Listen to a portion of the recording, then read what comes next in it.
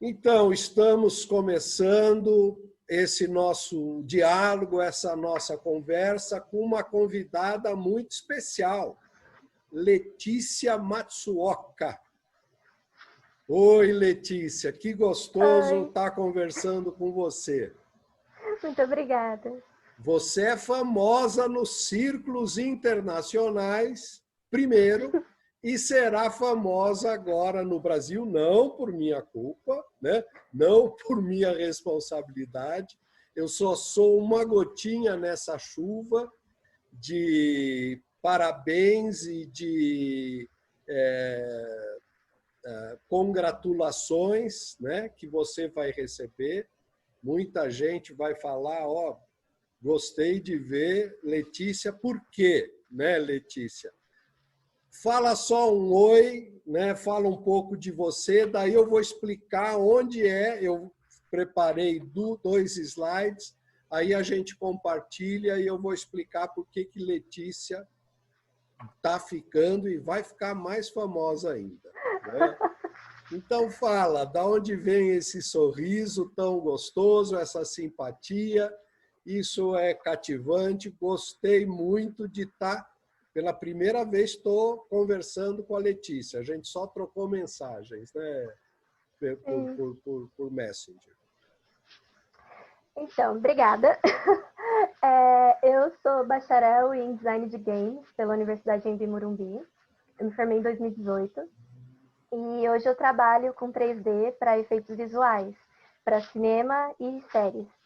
Aí tem algumas séries aí na Netflix que eu participei com a equipe de 3D, né, na pós-produção. O Ninguém Tá Olhando, a segunda temporada de Coisa Mais Linda e a quarta temporada de 3%. E aí tem outros também, mas esses são, Nossa. acho que, os maiores. E, bom, eu faz 10 anos que eu... vão fazer 10 anos, na verdade, fazem 9, que eu estudo 3D e nesse meio me formei, fiz cursos e estou trabalhando bem com o que eu queria, né, que era cinema. Então, meio que eu fiz a graduação de games, mas pensando em chegar em outro lugar, né? Consegui. Olha, que legal. E eu estudo bastante a Revolução Americana, né, a Guerra de Independência dos Estados Unidos, e eu estou escrevendo um livro sobre isso faz uns 10 anos. Da onde Um dia vai vem? sair. Da onde vem esse interesse pela Revolução? A Revolução Ah, Americana é a revolução pela independência isso, dos Estados Unidos do Império Britânico, né? exato. Da Eu, onde quando eu vem esse tinha interesse? 14 anos, 14, 15 anos, eu vi o filme do Patriota, né, na escola, na aula de história. E aí eu cismei, poxa, porque o filme, ele... Aí que a gente acaba ligando um pouco com o meu texto lá pra frente. Mas o filme, ele é muito extremo, ele não mostra os dois lados da moeda, né? E aí isso me incomodou um pouco. Eu não sabia nada da história na época, eu estava estudando na escola para fazer prova. E aí eu falei, caramba, parece que tem uma história por trás, sabe? E aí eu fui atrás dessa história para conhecer. E aí eu gostei tanto. É uma das minhas paixões, né, hoje em dia. Já Que fazem 10 bacana. anos que eu tô estudando isso aí. E assim, estruturando um romance, né, um livro. E um dia sai. Você Mas gosta de escrever, então? gosto bastante. Muito Não bem. tem muito a ver com o que eu trabalho, né, de certa forma, mas são duas áreas que eu gosto muito. Uma eu vi como vocação, né, para carreira mesmo, uma coisa que eu consigo me distanciar emocionalmente para trabalhar. Então eu não preciso estar fazendo, vou trabalhar com esse filme porque eu sou fã. Não, é trabalho. Eu gosto de realmente trabalhar independente do que seja que esteja fazendo. Sim, Agora, com a sim. escrita já é mais complicado para mim, É. para eu ter essa distância emocional, então por isso que eu não segui essa carreira, mas sigo como hobby aí. Então, você vê que interessante. Eu estou iniciando agora, em 2020, uma série de vídeos e de conversas e de um trabalho que é sobre a disrupção de carreira. Porque a gente sabe, né? Eu sei que é um bordão, é meio que chavão, a gente sabe que o emprego, como nós conhecemos, morreu. É E verdade. a gente ainda continua pensando e continua tentando se encaixar naquelas, né, naqueles cargos, naquelas funções. E quando você fala, por exemplo, eu faço 3D, faço design e também gosto de escrever, não tem muito a ver. Eu acho que tem tudo a ver. Quer dizer, você está se completando como uma profissional, né?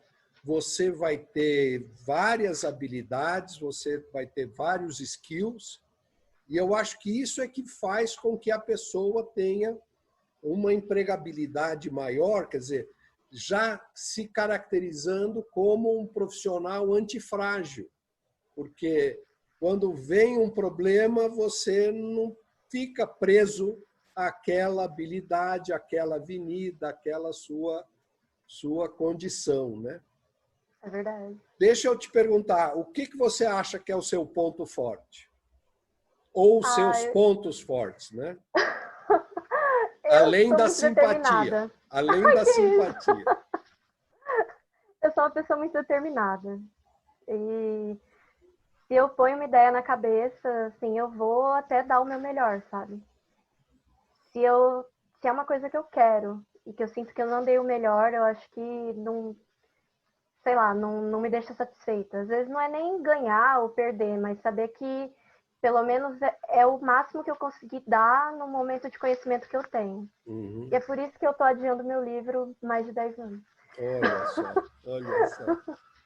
Mas aí você vai ter outras demandas que o seu livro, de repente, pode até... Ou você vai ter que acordar mais cedo, porque eu acho que você vai ter mais demandas aí, né? Ai, Olha só, eu vou compartilhar aqui esse slide que eu preparei especialmente para a nossa gravação de hoje, né? E é o seguinte, eu até vou esconder um pouquinho a gente, já já eu volto, tá? tá bom. Opa, aqui, já já eu volto. Então, da onde eu conheci a Letícia? Eu recebi a comunicação, que é praticamente veio esse slide, logo que eu recebia a comunicação, está no site do Peter Drucker Forum, e eles fazem o Peter Drucker Challenge todo ano. E aqui estão os selecionados vencedores do Drucker Challenge, que é uma essay, que é um estudo, que é um artigo, que é um ensaio na premiação de 2020. Então, ladeados aqui a Letícia Tieme Matsuoka, nossa convidada de hoje, vinda diretamente do Brasil. Nós temos, de um lado, Diana Mandewo, do Zimbábue, e Godswill Dixon, da Nigéria. São os 3 ganhadores na categoria estudante, né, do Drucker Challenge. Então, para quem não sabe, né, Peter Drucker é considerado o papa da administração moderna e esse fórum ele promulga a memória do Peter Drucker e uma das formas é esse challenge, né? E a Letícia ganhou o challenge com o ensaio chamado A Efetividade da Liderança Política durante a Revolução da Informação prevista por Peter Drucker. Então, fala um pouquinho sobre o seu artigo. Como a gente combinou, nós vamos ter que subir o seu artigo. Depois a gente vai colocar na descrição do vídeo os links para o seu artigo e para conhecer mais da Letícia, né? Tá bom. Então, você quer que eu comece falando de onde surgiu a ideia ou vá Isso, a direto no ideia assunto? e o que significa, como que você fez a conexão da revolução da informação com Peter Drucker. Sim, então vamos lá. No começo da pandemia, eu estava trabalhando presencial no estúdio, né, que eu trabalho, e indo trabalhar eu ouvia muita notícia, eu estava consumindo um fluxo de informação muito grande, que não era comum para mim. Eu sou um pouco ansiosa, então esse negócio de doenças, de tudo isso me deixava muito preocupada. E eu comecei a Só perceber você, que, né, Letícia? Só você. mas eu tirei um fruto disso. Né? Foi bom. Aí eu comecei a perceber que como as coisas estavam acontecendo aqui no Brasil e fora do Brasil, né? Comparando as medidas que estavam sendo tomadas na Europa, nos Estados Unidos e aqui no Brasil. E isso só observando. Aí teve um dia que eu estava passando no Google e vem naqueles recomendados, né? As notícias, tudo, como eu estava consumindo muito sobre esse assunto, veio uma manchete não, né? Um título de um site assim, concurso de redação da viagem para a Áustria. Falei, vamos ver, né? Uma coisa engraçada é que com o 3D eu não me sinto pronta para participar de concurso, sabe? Mas com a escrita eu já me sinto um pouco mais segura, porque eu vou contar uma coisa. O meu artigo que eu produzi para a faculdade durante o meu TCC foi publicado pelo SP Games, que é o simpósio de games aqui do Brasil, e eu ganhei em primeiro lugar. Olha só, então Então, já tem aí uma. Você um já tem segmento. uma carreira de escritora aos poucos se consagrando e de maneira Sim. precoce. Só que na época a apresentação financeira para ir, né? Aí minha orientadora foi, tudo, eu gravei um vídeo para apresentação, mas assim, eu já me senti mais segura, sabe? Para participar por conta, né? Porque o incentivo de eu publicar para o SB Games foi dos meus orientadores. Tá. E aí eu acabei ganhando em primeiro lugar. Eu recebi a notícia no dia da minha banca. Então, Olha só. aí quando eu vi essa notícia desse concurso, eu falei, pô, vou ver o que é, né? Aí eu fui ler, dei uma olhada no site, né? E o tema era liderança. Durante a minha faculdade, eu tinha que produzir 2 games por ano, né? Um game por semestre. Uhum. E desde o quarto semestre, foram 8, né? 8 semestres, eu liderei as equipes, né? Durante os projetos. Eu tive uma aula de liderança também na faculdade. Aí eu falei, pô, é um tema que eu tive uma certa vivência, mesmo que num universo micro, né? Da faculdade, no mercado de trabalho. E eu estudei também sobre isso lá. Aí eu falei, pô, vou dar uma olhada. Olha, deixa eu Oi. só te interromper um pouquinho, porque, gente, nós vamos conversar muito e está aqui um exemplo. Mirem-se na Letícia. Nós estamos falando em uma especialidade no design que envolve, obviamente, tecnologia, envolve arte, envolve jeito, envolve paciência, envolve programação. Depois a gente falou de escrita e agora ela já está dando as dicas da liderança. E quando você esbarra por acaso ou por obrigação em Peter Drucker, você vai esbarrar no quê? Vai esbarrar em liderança. Peter Sim. Drucker, o sobrenome dele bem que poderia ser liderança, porque ele não deixa de ser o guru da administração, mas também o guru da liderança, né? O guru do que é ser empresário, do que é empreender, do que é ser executivo. Então, você está realmente ajudando a ilustrar o que é a disrupção de carreira, que, na verdade, você está se antecipando de uma maneira muito bacana com relação a isso. Mas te interrompi, vamos lá. Aí eu não fui uma boa líder durante a faculdade. E hoje em dia eu reconheço isso, fui um pouco exigente demais e, sabe, focando muito no produto e não na equipe. Eu poderia ter sido melhor. E aí que eu comecei, como o concurso era do Peter Drucker, eu peguei as obras dele para ler, né? E aí eu vi que eu vi que a matéria que eu tive de liderança na faculdade era muito baseada nos ensinamentos dele também.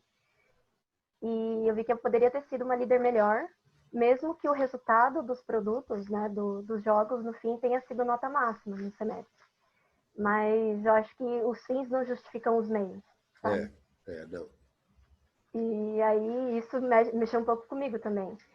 E eu vi o tema, né, de liderança, e a principal questão que pegou para mim é se os jovens dessa geração emergente têm capacidade de pensamento crítico suficiente para exercer a função deles, né? E aí junta lá que eu estava recebendo muita informação, consumindo muita informação da pandemia, com isso de liderança, e eu estava observando bastante a Europa, o desempenho da Áustria com a pandemia. E calha que o líder político da Áustria, o chanceler, é o líder político mais jovem do mundo.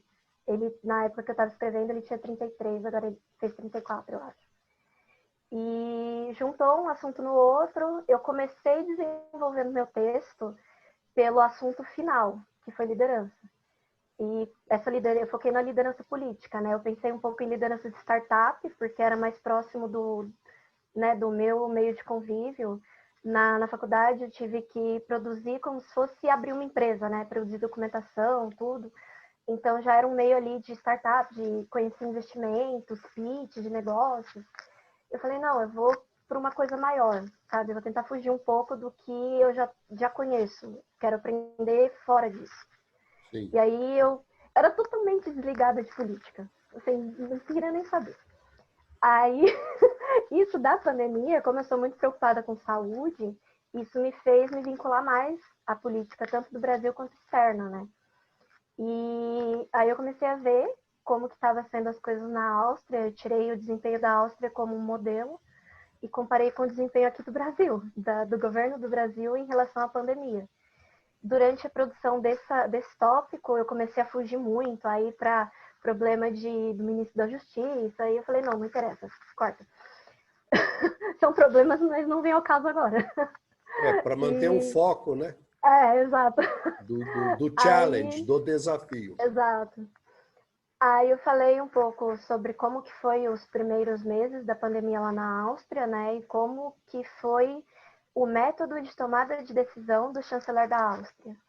O que ele demonstra é muito próximo do que um artigo do Peter Drucker, do Effective Decision, que estava disponível no site do Challenge, meio que como sugestão, né, de leitura, e meio que teria que abordar esse tema, de qualquer forma. Uhum. E que é bem diferente do que está sendo feito aqui no Brasil, infelizmente, né?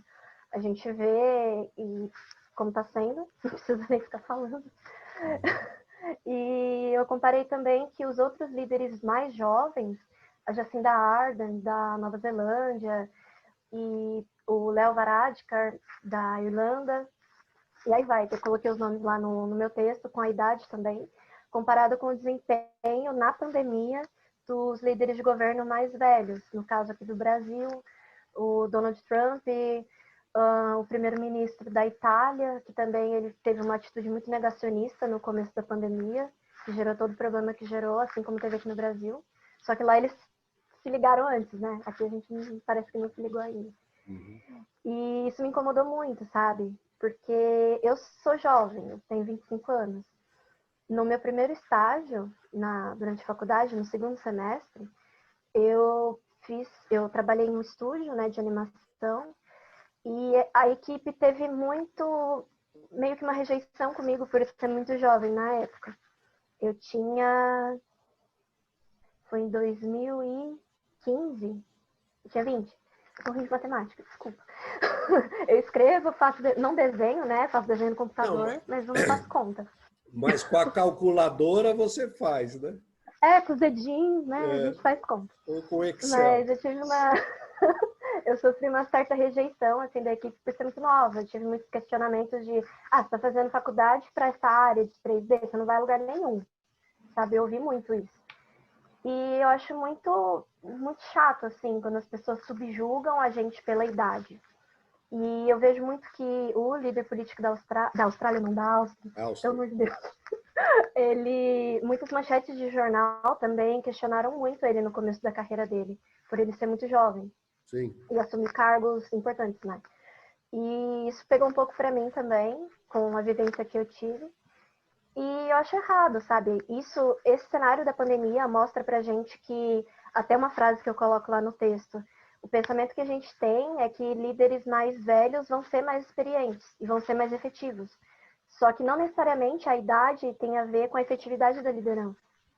E o desempenho desses líderes políticos ao redor do mundo, nessa crise atual da pandemia, é um exemplo disso. A gente não pode generalizar. Tem líderes mais velhos que são bons, tem líderes mais novos que são ruins. Sim. Uma coisa que eu friso muito no texto é combater isso de extremismo, sabe? Que um lado sempre está certo e um lado sempre está errado. A gente vai entrar nisso um pouco depois. Importante respeitar a pluralidade. Exato. E eu vi, eu queria falar duas coisas, mas você está completando seu raciocínio, daí eu faço a pergunta. Tá bom.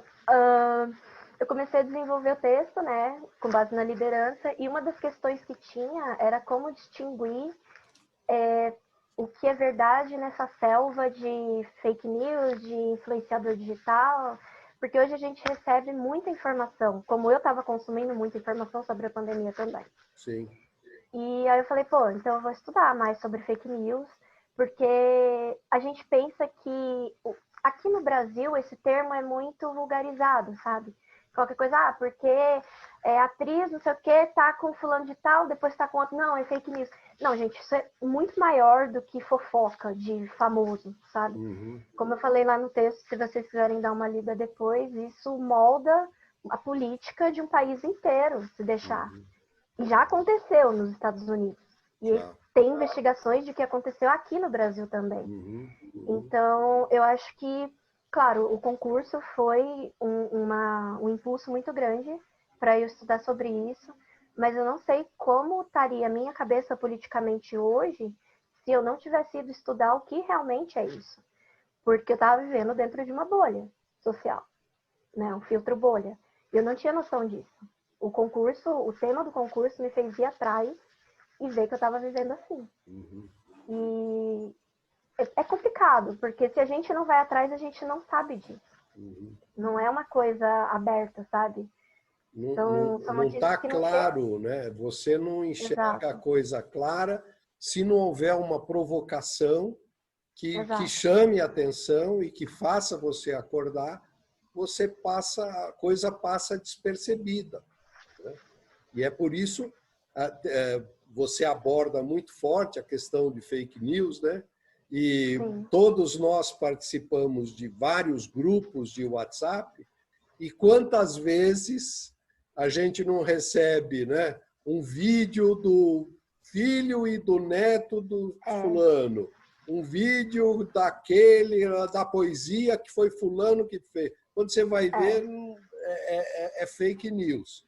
Agora, às vezes não é só coisa de entretenimento, às vezes é coisa de política. O fulano matou, foi ele, estava lá no dia que o Tiradentes foi enforcado. E tem aqueles memes, né? Como diria Lincoln, né? Na era da internet, muitas verdades vão ser esquecidas, né? Então, para ver que realmente tem coisa que não tem nexo. Então, a gente precisa acordar para esse negócio do fake news e buscar o que é verdade e o que não é, né? E uma coisa, como eu fiz pesquisa acadêmica durante a faculdade, uma coisa que os meus orientadores sempre cobravam é quem falou, né? Quem escreveu isso, mas quem falou? Tem que ter uma fonte. E eu levo isso para a vida, sabe? E isso acho que aplica para tudo, principalmente para isso de fake news hoje em dia. A gente compartilha sem saber quem falou. É o que eu falo no texto, né? A gente recebe no WhatsApp da tia. A tia é uma pessoa de confiança, então é verdade. Vou passar para frente. E aí que tá o problema. E é legal, você falou na questão das idades, né?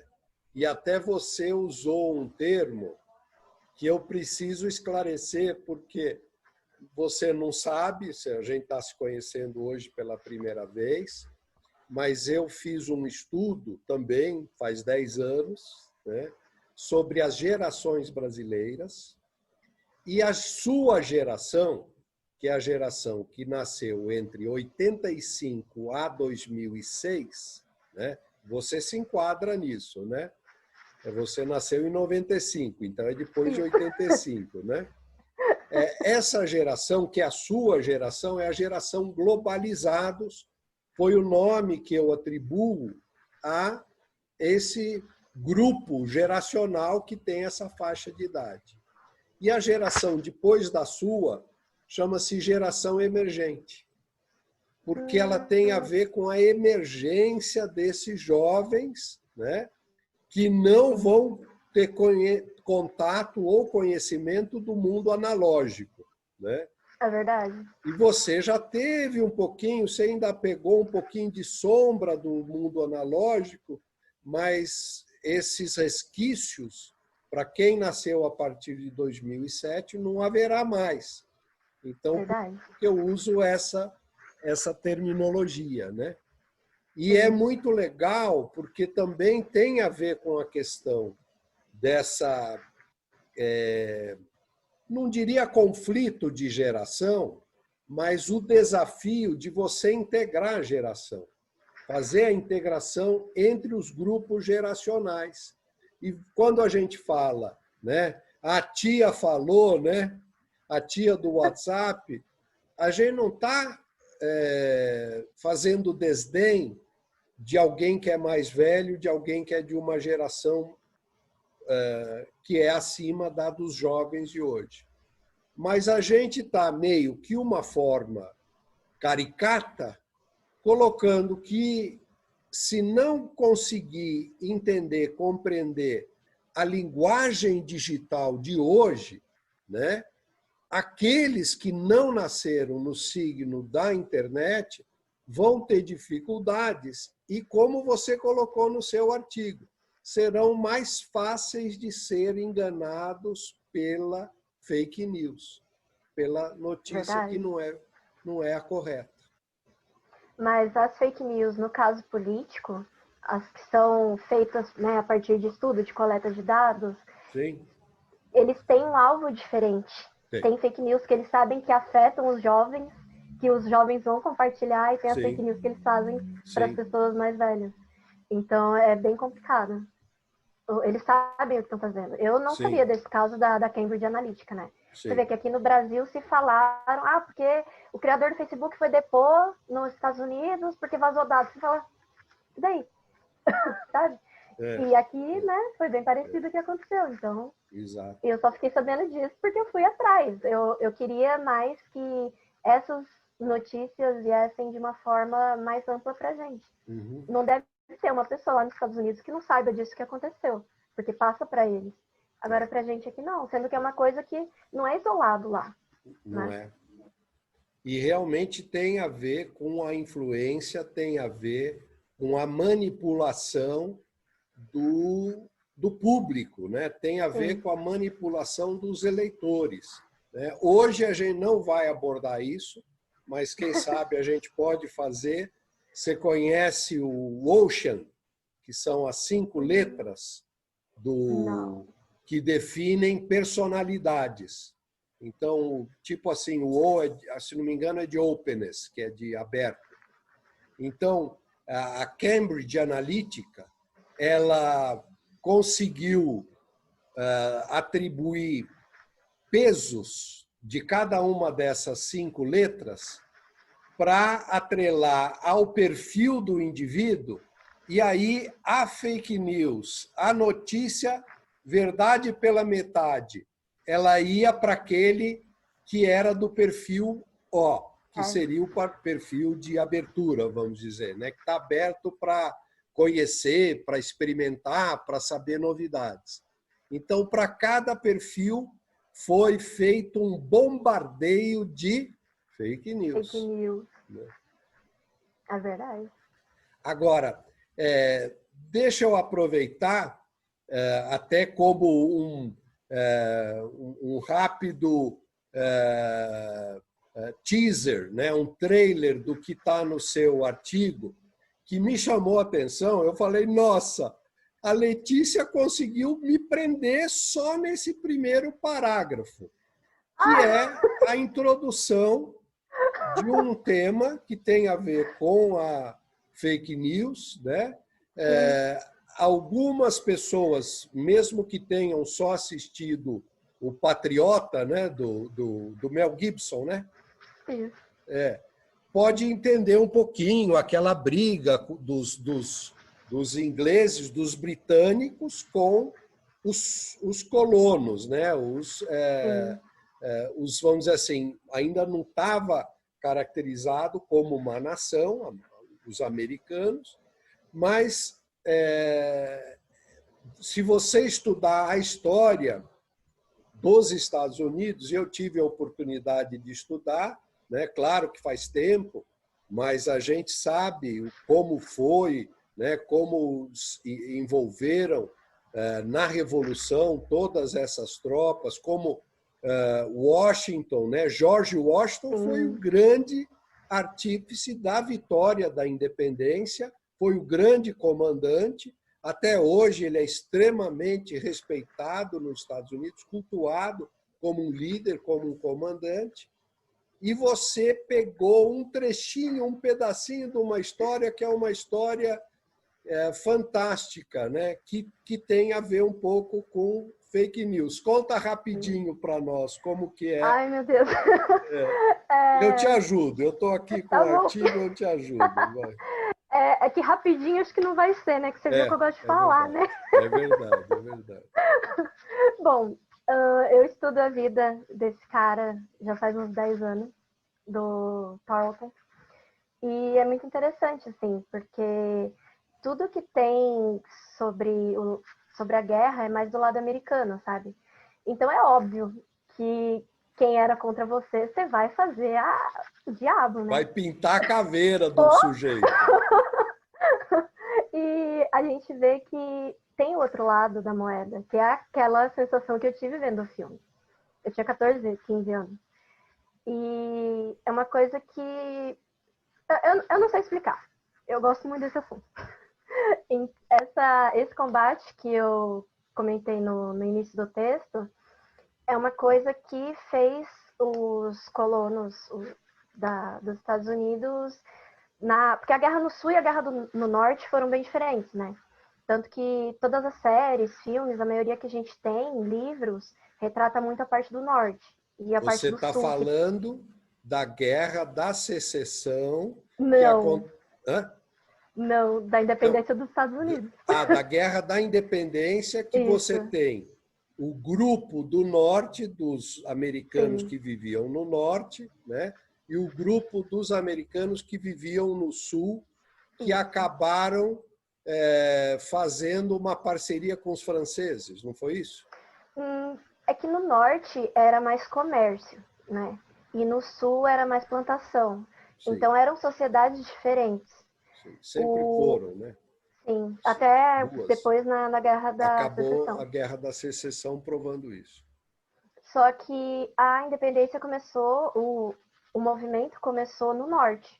E depois a Inglaterra decidiu descer para o sul, para tentar dominar o sul. Que eles enxergavam que lá teriam mais apoiadores do Império. Só que não era bem assim, eles eram mais neutros, eles não tinham tanto vínculo com a independência por ter se desenvolvido mais no norte.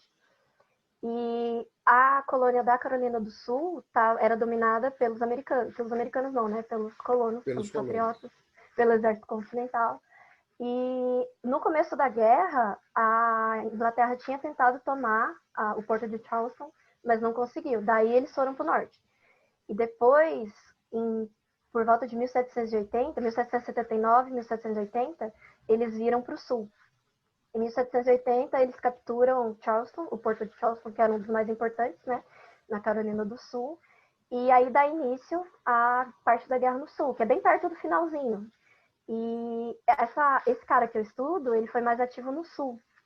Então, por isso que eu estudo mais o Sul. E esse trecho que eu peguei para contar na introdução é justamente um dos combates que foi o turning point, né? Que fez a população deixar de ser tão neutra e se aliar à causa dos patriotas. Sim. Por causa desse evento aí. Por causa da propaganda.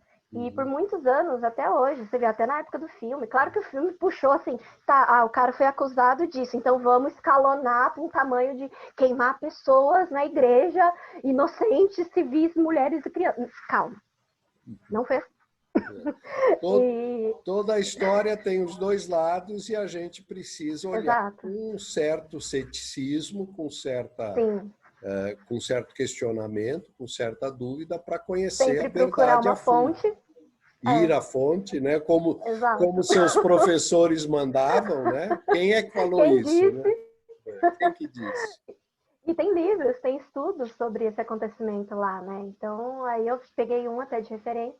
Tem o livro do próprio comandante, né? Eu tenho esse livro. Só Do que aí é a Tarleton. palavra de um. Isso, é a palavra de um contra a palavra do outro. Aí a gente fica meio assim, né? Tem que ter alguém mais que contou essa história pra gente ver através de outros olhos. Uhum. E é isso, eu não vou contar a história porque tá lá no comecinho.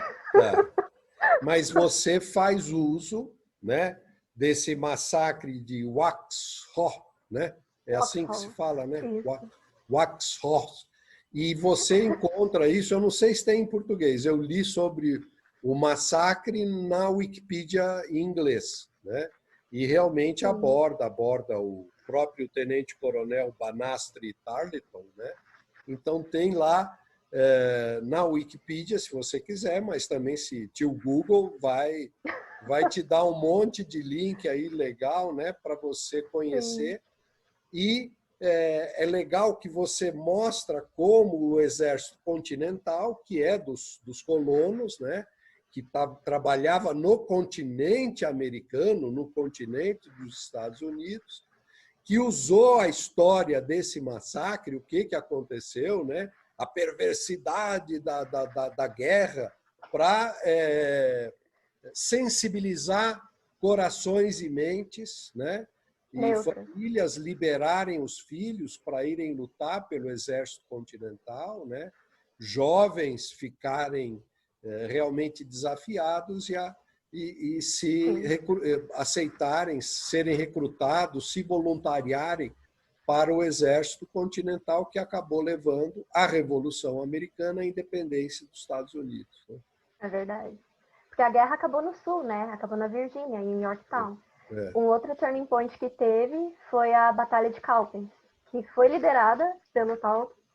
Só que como ele estava ganhando todas as batalhas anteriores, teve a Batalha de Camden, que quando ele bateu de frente com os americanos fugiram, a milícia fugiu. Você falou, meu, sou maioral, né? Aí teve a Batalha de Cowpens, o comandante foi o Nathaniel Green, ou Gates, Horatio Gates também.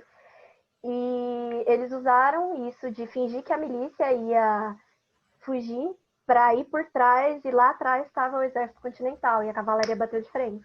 E eles perderam essa batalha que fez o exército britânico se afugentar em Yorktown. E aí chegaram os franceses. A Marinha Francesa selou a derrota dos britânicos, né, dos ingleses, né?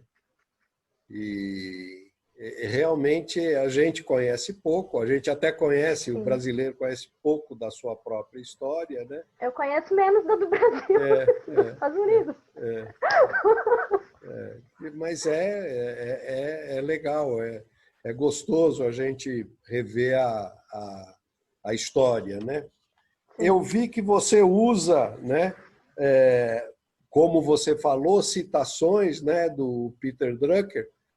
O que você poderia falar do Peter Drucker? O que você aprendeu, com ele? Eu aprendi que a liderança não é o poder. É importante você saber como lidar com as pessoas para ser um bom líder. Não vai sair tudo do seu jeito, porque isso é ditadura, não é mesmo? É o poder, é o totalitarismo, é o poder centrado numa pessoa só. Sim. E eu acho que a gente nunca sabe tudo. Eu acho que a gente precisa ter pessoas ao nosso redor, como ele diz, né? Que possam contribuir. Que o líder não deve temer aqueles que podem contribuir.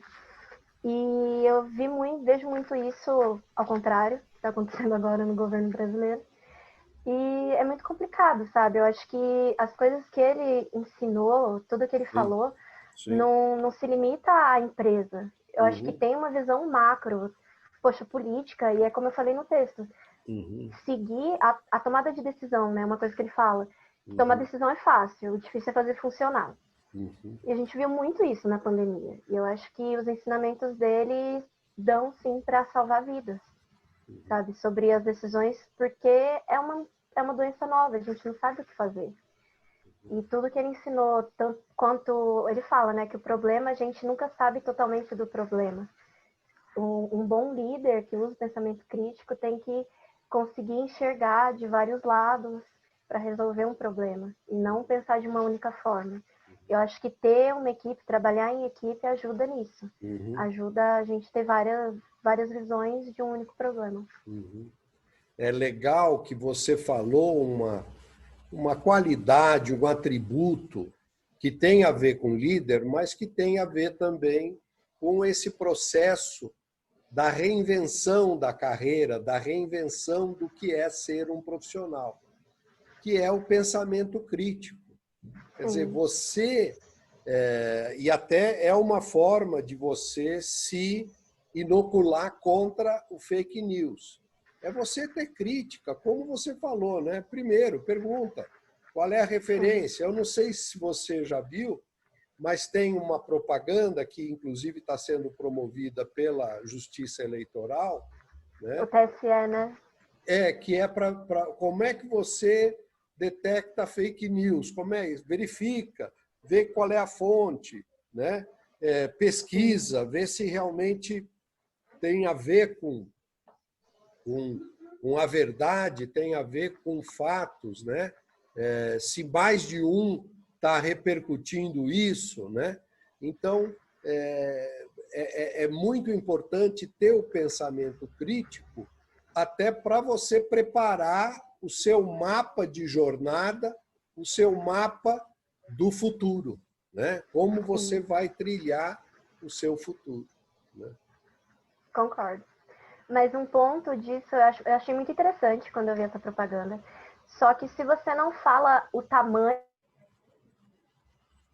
batido, assim Peraí, como eu passaria repete, batido. repete que deu Oi, uma desculpa. travadinha. Deu uma travadinha. Eu achei muito interessante a propaganda, só que eu acho que se você não fala qual é o tamanho do problema das fake news, passa batido. Por mim, passaria batido. Eu ia falar, é fofoca, é inventar coisa de famoso, não vou nem querer saber, Sim, sim. sabe? Acho que tem que começar mostrando o tamanho do problema, que é lá que o Peter Drucker fala, né, a identificação do problema, e não Uhum. direto na solução. Sim, A gente precisa sim. saber do que está acontecendo, sobre o que está sendo falado. Uhum.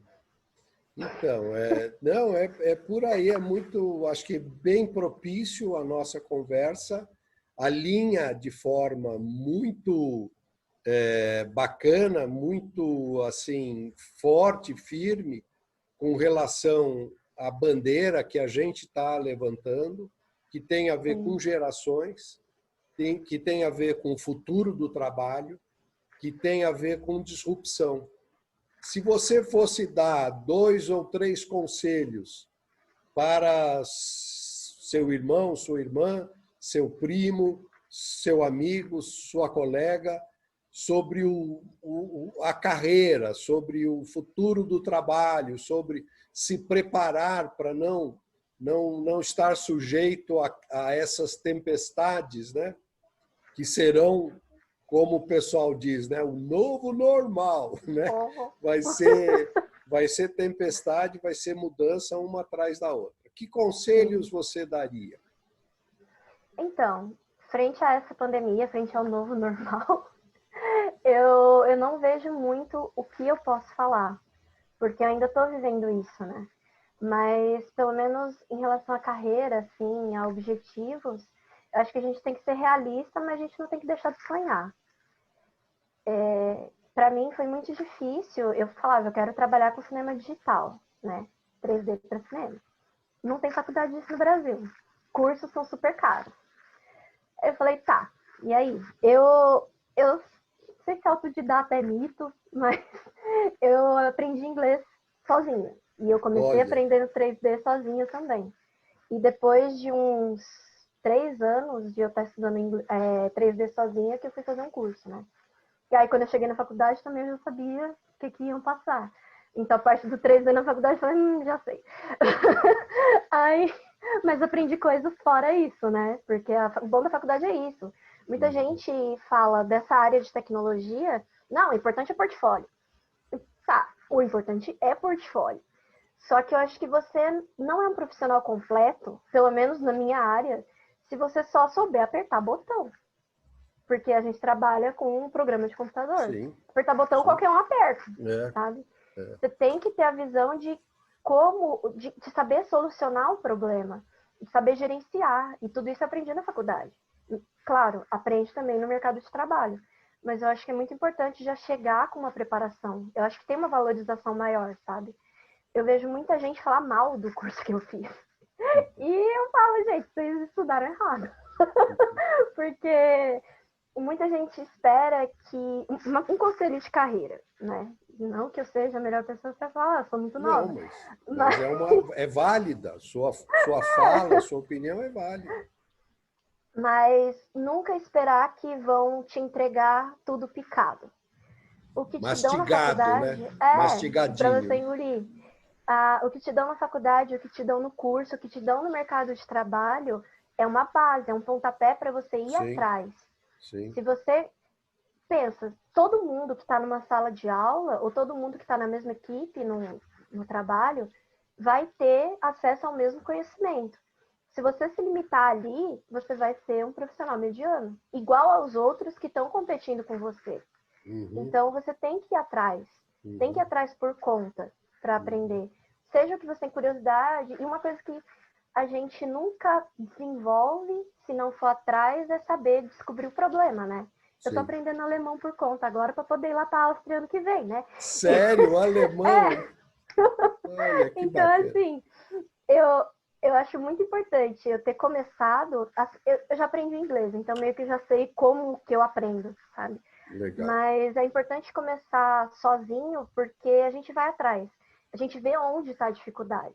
Se a gente começa com um curso logo de cara, vai ter tudo picadinho ali, assim, sabe? É muito bom para quem tem o financeiro, ou agora, na pandemia, que pode sair. Eu não estou saindo. Então, mas quando a gente vai por conta, aí que a gente descobre onde que é mais fácil pra gente, onde que a gente tem dúvida. Se a gente não tiver a dúvida, a gente não aprende. Porque, que nem eu tô tendo dúvida com estrutura de frase no alemão. Então, eu vou atrás disso. Se eu tenho uma aula de estrutura de frase, chego lá sem saber nada e tenho uma aula, eu vou falar, tá bom, aprendi. Não tive a dificuldade de pensar, pô, mas por que é desse jeito e aqui não é? Sabe? E eu acho que isso para faculdade, isso para curso, isso para mercado de trabalho, a gente tem que ir atrás. Me incomoda muito ver o pessoal falando mal, seja do curso, seja de empresa, seja de... Sabe, porque no curso da AMB não me ensinou a programar um AAA, que é os jogos grandes aí, né? Sim. Meu, é a base, não é um curso de programar AAA. Lá eu aprendi história da arte, eu aprendi um monte de coisa que muita gente pensa que não é útil, mas, meu, é um conhecimento a mais. Nenhum conhecimento é desperdiçável, sabe? Desperdiçado. Uma hora você vai usar. Poxa, gerenciar, eu aprendi a gerenciar na faculdade. Gerenciar projeto, nunca atrasei uma entrega. Para eu gerenciar a produção do meu artigo, foi com o que eu aprendi lá. Eu estou fazendo propaganda da Envy Morumbi, não é mesmo?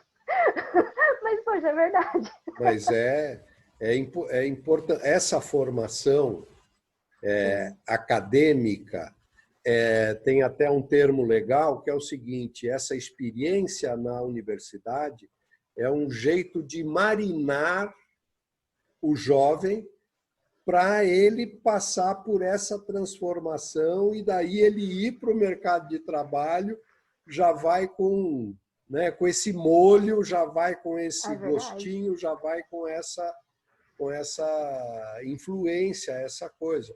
Que não é só o que está acontecendo na sala de aula, é a experiência do grupo, dos colegas, das leituras, enfim. E em relação a plano de carreira, né? Eu ainda não cheguei aonde eu quero chegar, mas eu estou muito feliz no estágio que eu estou.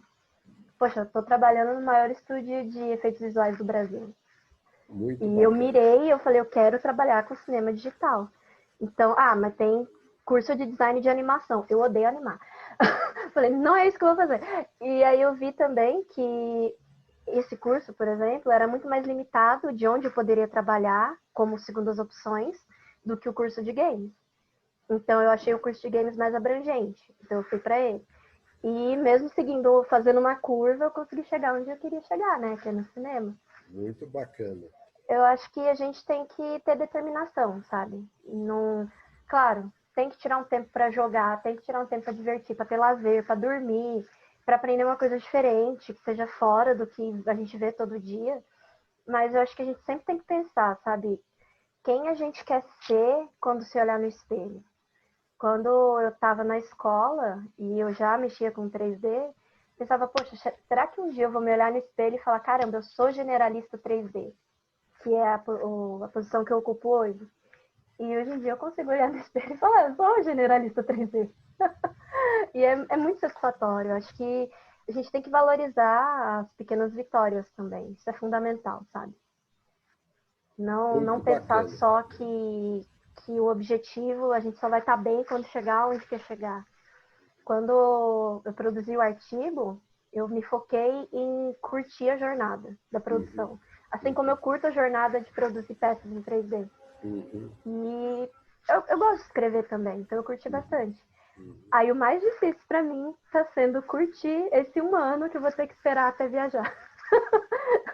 O objetivo é ir viajar, é estar lá no evento, mas vamos curtindo até lá, né?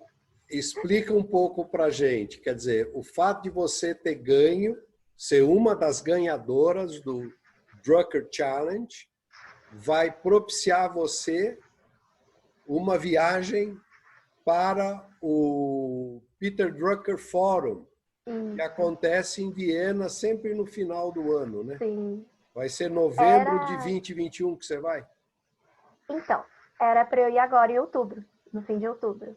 Só que lá tem as restrições de viagem por causa da pandemia, e lá também as coisas estão piorando agora. Aqui a gente sempre está no pior, então é complicado. Mas aí o pessoal do evento entrou em contato comigo, e até uma outra brasileira, que foi vencedora também da parte dos. Fugiu o nome da palavra. Dos empreendedores. Sim. Da outra categoria? Sim, da outra categoria. Porque o evento entrou em contato com a gente, que tem essas restrições, né? Sim. De viagem, para a gente receber o convite de participar no ano que vem como os vencedores de 2020. Então a gente não vai só como convidado, né? A gente vai receber a premiação lá, tudo. Mas por causa do vírus, né? Nossa, que bacana. Aí eu tenho 1 ano para dominar o alemão, né? Me virar lá. Letícia, você é um exemplo do que é realmente um trabalho da construção de uma carreira, né? A carreira para a próxima década, né? Carreira para as próximas décadas, né? Você ainda tem muitas décadas aí, né? Deus quiser. Se Deus quiser. E você fazendo isso realmente como a coisa se compõe num grande cardápio de iniciativas, que foi o que a gente conversou aqui, né? Você tem vamos dizer assim, uma formação que é o 3D.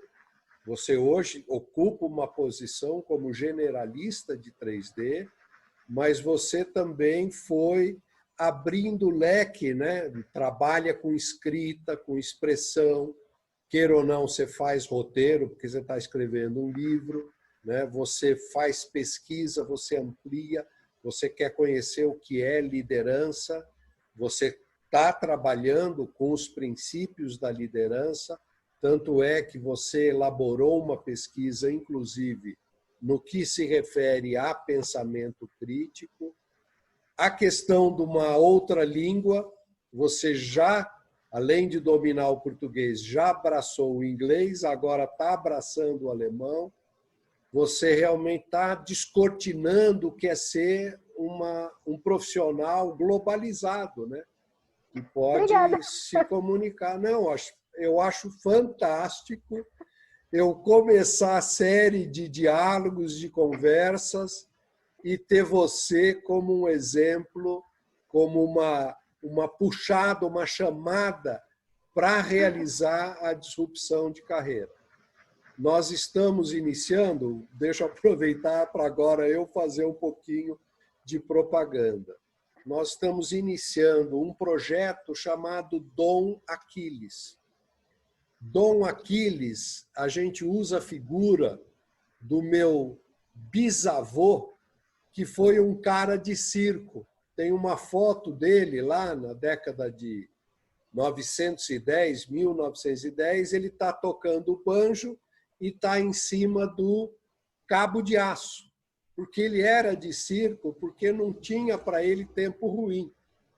Então, é uma forma da gente estar se inspirando, porque como a gente brincou, né, o novo normal, né, que é uma palavra horrível, uma expressão horrível, mas o que a pandemia está fazendo é acordar a gente para aquilo que vai ser o mundo do futuro, que é imprevisível, que a gente não pode achar que as coisas vão estar estáveis e que, de uma certa forma, nós temos que ser discípulos.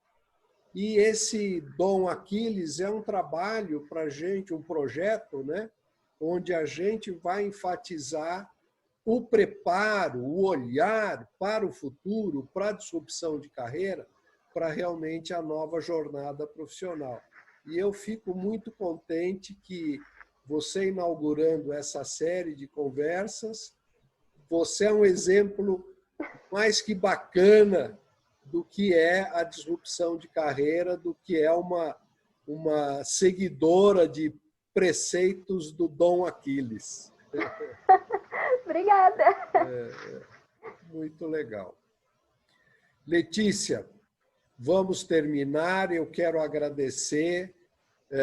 Vamos trabalhar aí, a gente, nas próximas semanas, a gente prepara alguma coisa nova. Eu gostaria de ter o filme 2, né? Hoje foi o filme 1, né? Quem sabe a gente faz uma série. Gostei muito, acho que a tua contribuição, o teu exemplo é fantástico. Está aqui tirando o chapéu para você. Me congratulo com você. Você está de parabéns. Você ganhou um fã hoje, tá? Obrigada. Não do 3D, mas da Letícia como profissional, né? Obrigada. Então, tá bom, Letícia. Vamos encerrar por aqui. Mais uma vez, obrigado por seu tempo. Obrigado. Eu que agradeço. Por aquilo que você compartilhou. Obrigada. Tudo de bom. Então, vamos encerrar o nosso diálogo e desejando a você que você esteja aqui no nosso canal, dê o like aqui, né? Faça a sua assinatura que você vai ter informações sobre próximos vídeos e, inclusive, o Letícia 2 que a gente vai ter aí para frente.